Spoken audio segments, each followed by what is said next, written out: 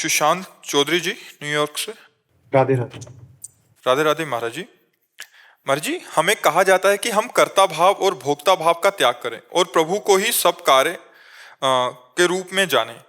यदि हमारा कर्ता भाव एक भ्रम मात्र ही है तो हम अपने कार्यों को अच्छे या बुरे फल के पात्र पहले आप त्यागिए, तब आपको पता चलेगा ना। या बुद्धि की धरा से जो तर्क उपस्थित कर रहे हैं, तो आप कर्ता भाव से ही तो कर रहे हैं ना।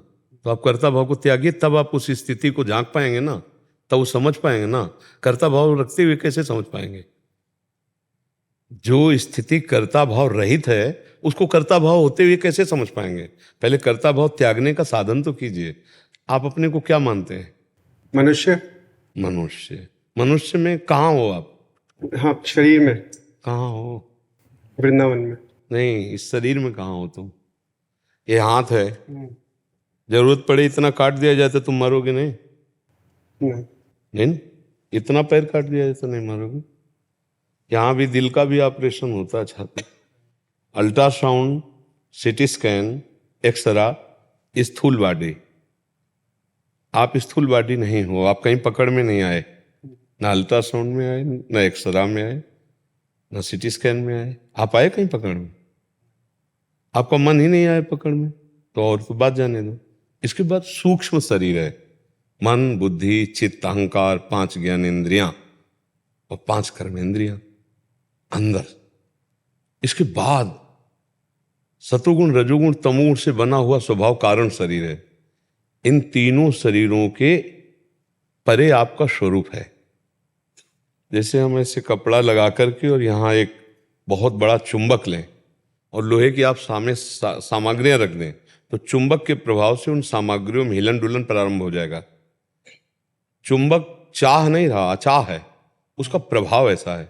ऐसे आत्म स्वरूप के तेज से ये तीनों शरीर पावरफुल हो गए और 3 गुणों के प्रभाव से, सतोगुण, रजोगुण, तमोगुण, जैसे गुण का प्रभाव जिस पर ज्यादा पड़ रहा है वो तमोगुणी हो गया, वो रजोगुणी हो गया, वो सतोगुणी।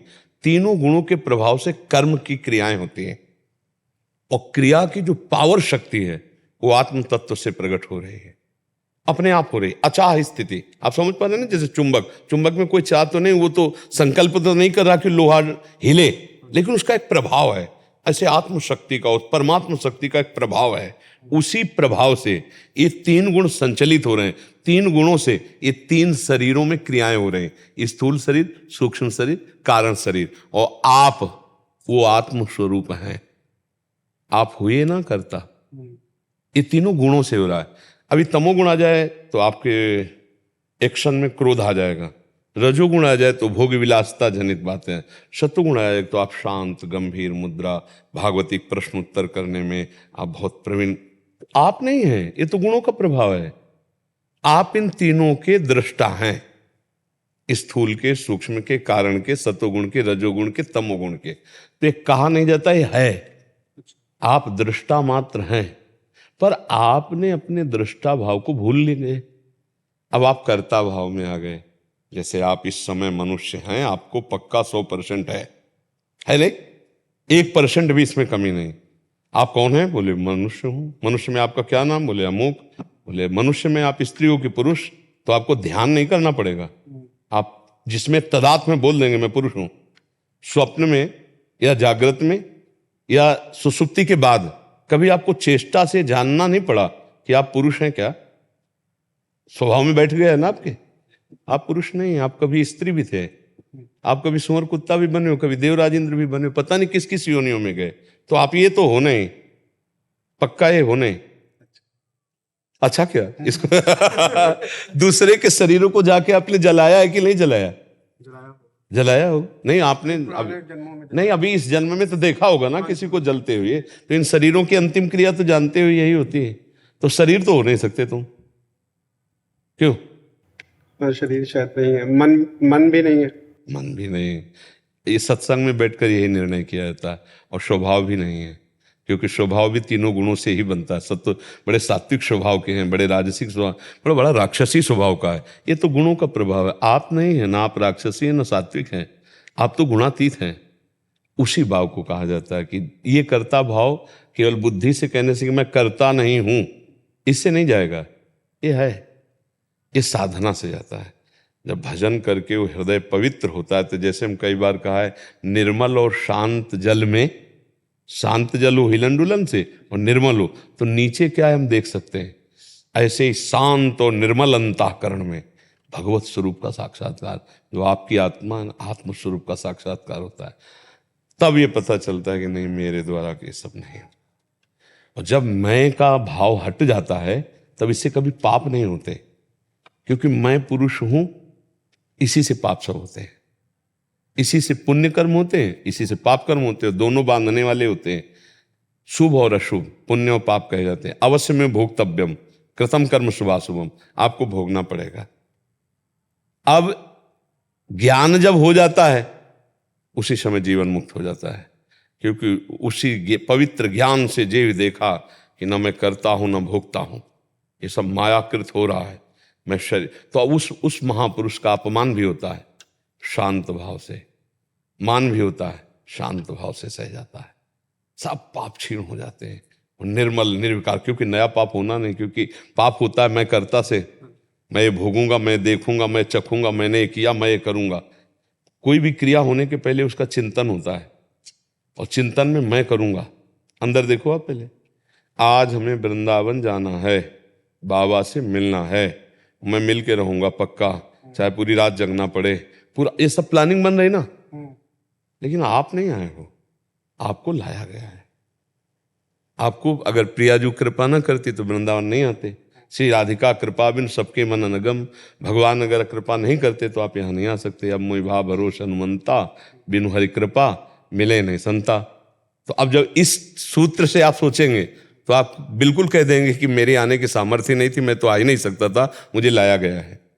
बोल सकते हो ऐसा? बिल्कुल मानता हूँ। अब मानते हो? ऐसे ही हर कर्म है, ऐसे ही हर कर्म है। जब आप इसको अब अंदर ले जाइए तो आप असंग हैं। आप ना वृंदावन आए हैं और ना आपने कभी कुसंग किया है, आप एक आत्म स्वरूप हैं। इस शरीर धर्म से सब कुछ हो रहा है, और इसका फल होगा कि जब आप अपने स्वरूप को जान जाएंगे तो जो आप हैं वही परमात्मा, जो परमात्मा वही आत्मा, इतना भी अंतर नहीं। आपका ये रूप नहीं है, आप एक अलग वस्तु हैं। जैसे एक छोटा सा टिमटिमाता हुआ 0 पावर का बल्ब, और उसे हम बिजली बोलेंगे कि नहीं बोलेंगे ना? और एक बहुत ट्रेन खींचती है बिजली, बिजली, बड़ी बड़ी फैक्ट्रियां, किलोमीटरों हाइलोजन प्रकाश, वो भी बिजली। तो उस बिजली में, उस बिजली में अंतर नहीं है, यंत्र में अंतर है। वो 0 वाट का है, वो हजारों वाट का है। समझ रहे ना? बिजली तो वही है, चींटी में भी, आप में भी, सब में भी। अब हम समझते हैं कि हम में बिजली है, जबकि आप ही बिजली हो। अंतर यह है अज्ञान का कि हम समझते मेरे में परमात्मा रूपी बिजली है, मैं अलग हूं और परमात्मा अलग मेरे अंदर है। ऐसा नहीं है, वही पावर है, वही पावर है। वो जब पावर का ज्ञान होगा तो सब में वही एक ही पावर है। तो एको ब्रह्म द्वितीयो नास्ति। अब वो सच्चा ज्ञानी तब देख पाता है कि अच्छा, जैसे इनके द्वारा कर्म हो रहा है, आप स्वीकार करते हो क्या कि मैं करता हूं? नहीं। इनको दुख सुख हो रहा है, आपसे क्या मतलब है? ऐसे ज्ञानी को इस शरीर के कर्म और इस शरीर के दुख सुख से कोई मतलब नहीं होता। समझ रहे हो? अभी दुख सुख का अनुभव हो जाएगा, ये आपके भाई हो या आपके प्रिय रिश्तेदार हो या प्रिय प्राण प्रिय मित्र हो, तो इनकी सोच में भी आपको कष्ट होगा। यार आज तुम चिंतित दिखाई देते हो, बोले थोड़ा डिस्टर्ब, तो आप डिस्टर्ब हो जाए। यार मतलब क्या बात है, आप बताइए ना, डिस्टर्ब हो जाएंगे। संबंध से, स्वीकृति से हम दुख सुख के भोक्ता बने। बहुत ध्यान से समझना। जैसे अभी आप सूचना आ जाए कि मथुरा और वृंदावन के बीच में एक्सीडेंट हुआ, 4 लोग मारे गए, तो आप कहोगे सत्संग के बीच में आप ऐसा क्यों बोल रहे हो? शांत रहिए ना, व्यर्थ की वार्ता क्यों करते हो? बोले नहीं, उसमें आपके मामा थे। मामा थे, आप खड़े हो जाओगे, आप सत्संग नहीं सुनाई देगा, आप फौरन बाहर निकलोगे। फौरन क्यों हुआ ये हरकत, क्यों हो गई? पहले वाले में हरकत क्यों नहीं? क्योंकि संबंध नहीं पता था। अब क्या हुआ? हमारे मामा थे ना, मौसिया थे, हमारे जीजा थे, हमारे अमुक थे, संबंध में हरकत हो गई ना। ये संबंध में हरकत हो रही, इसको हमारा नहीं माना, इसे सीधे मैं मान लिया। यही अज्ञान, और इसी मैं के कारण हमारा जन्म मरण हो रहा है। अब ये थोड़ी बहुत ऊंची पढ़ाई है, अब इसमें साधन करना पड़ता है। पहले नाम जप करो, गंदे आचरणों का त्याग करो।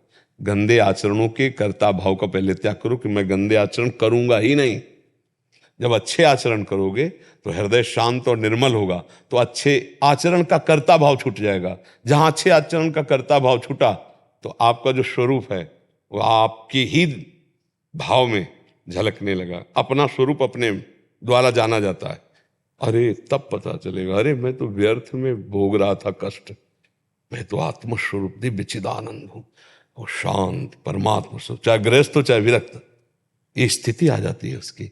इसके लिए नाम जप करो, अच्छे आचरण करो, दूसरों को सुख पहुंचाने की भावना करो, फिर आगे की बात जान जाओगे, है नहीं। अब छत में क्या हो रहा है, हम नीचे नीचे अनुमान लगा के तर्क वितर्क करें तो फिर लड़ाई झगड़ा हो सकता है, लेकिन छत में क्या हो रहा है ये जानने के लिए आपको छत के समान ऊंचाई पे जाना पड़ेगा। चाहे सीढ़ी से चढ़ के जाओ, चाहे लिफ्ट से चढ़ के जाओ या दूसरी छत में, लेकिन हो ऊंचाई वही, तभी आप देख पाओगे कि सामने वाली छत में क्या हो रहा है। ऐसे ही ये जो ज्ञान की भूमिका है, चाहे जिस साधन से आओ, इसी ऊंचाई पे आओ, तब आप उसको जान पाओगे। तर्क वितर्क होता है कि दोनों देख नहीं पाए और झगड़ रहे हैं, अगर एक देखा हुआ तो मौन हो जाएगा कि अज्ञानी है, इससे तर्क करना ठीक नहीं, वो चुप हो जाएगा। चाहे उसकी आप हार मान लो, चाहे आप जीत मान लो, पर वो बोलेगा नहीं। तो जब हम इन आध्यात्मिक विषयों का वास्तविक राह से जानना, तो हमें साधना करनी पड़ेगी। उसको केवल हम बातों से या शास्त्रों से नहीं जान सकते, उसके लिए हमें खुद चलना पड़ेगा, खुद अनुभव करना पड़ेगा। देखो, प्यास लगती है, भूख लगती है, काम भाव सताता है, क्रोध आता है, लोभ आता है, उस समय हम ही होते हैं। हम प्यासे हैं, हम भूखे हैं, हम कामी हैं, हम क्रोधी हैं, जबकि मैं में कुछ नहीं है। मैं में कुछ नहीं, सब अंतःकरण में। भूख प्यास प्राणों का धर्म है, देखना नेत्रेंद्रिय का है, सुनना कान का धर्म है, स्वाद लेना रसेंद्रिय का है, भोग करना जनेंद्रिय का है।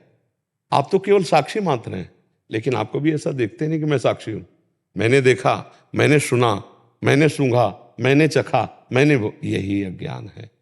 अब ये अज्ञान बातों से तो जाएगा नहीं। जा सुकृपा सब भ्रम मिट जाई, गिर जा सोई कृपाल रघुराई। भजन, जितना नाम जप करोगे, जितना साधन भजन करोगे, उतना ही ज्ञान आपको आता जाएगा। समझ पा रहे आप जी?